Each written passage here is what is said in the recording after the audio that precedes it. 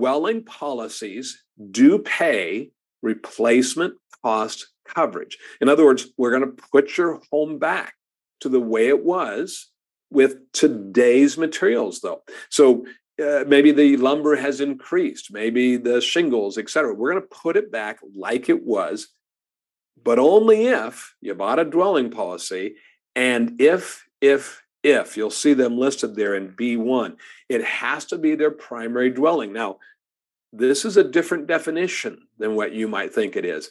It is 80% of the previous year they had to be there. So if somebody has two houses, maybe they are in Minnesota in the summertime and they go to Texas for the wintertime, and they spend 5 months in Texas and 7 months in Minnesota, they don't have a primary dwelling according to the NFIP. And if either one of their houses is in a flood zone, they might buy a dwelling policy, but it will not pay them the full replacement cost because they can't meet that condition. If you look at letter B, it says it has to be fully insured. And what that means is they're within 80% of the value their insurance is. So the insurance divided by the value. And what's the value? At the time of the loss. You're buying flood insurance today, trying to determine what their building's going to be worth tomorrow. No, you're saying based on today, here's the value. Here, we got to make sure that it's within 80%. What's that all about? It's a grace. So it's an industry standard. I'm going to give you some mathematical examples here in a little bit, but this fully insured means that they are within this 20% grace bracket. And so let me explain it this way. Maybe my house is worth $100,000. You tell me to buy $100,000 of insurance, and I do. I'm 100% insurance to value. But there's inflation. Tomorrow, the cost of bricks and lumber and shingles goes up. And you probably, if you own your own home, have a rider on your hazard insurance policy that says every year it's going to go up with the consumer price index. And so next year, my house is valued at $102,000, and then it's $105,000, then it's $110,000. It just keeps going up. We buy flood insurance one time before we make, increase, renew, extend that loan. And you're not having to reprice it every time, every year. You can continue to go with the original value.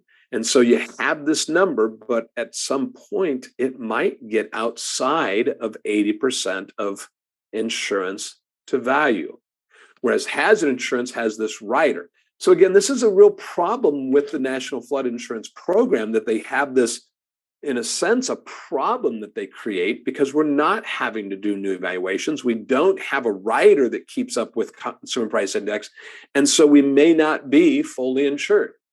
The other thing I want to make sure you understand is that we're never trying to buy 80% and then say that's good enough because tomorrow price of shingles and lumber and brick goes up and now you're at 79%.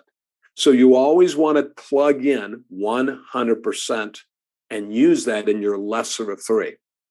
But there are some examples I'm going to show you here in just a minute where, because it's a lesser of three, we may not even start or end with being fully insured. And again, I'll come back to that. So a lot on the table right now. Dwelling policies will pay replacement costs if they live there 80% of the last 365 days.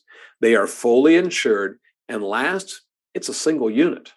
Duplexes, tris and quads cannot pay, will not pay out at replacement cost coverage.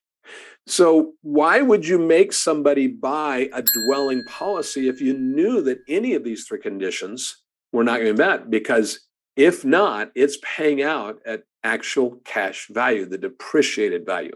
So I want to make sure that we're all on the same page here. I might have a dwelling as collateral, but I'm not going to make them buy a dwelling policy unless I know that they're going to meet these three conditions, because it always pays out at actual cash value if those three are not met.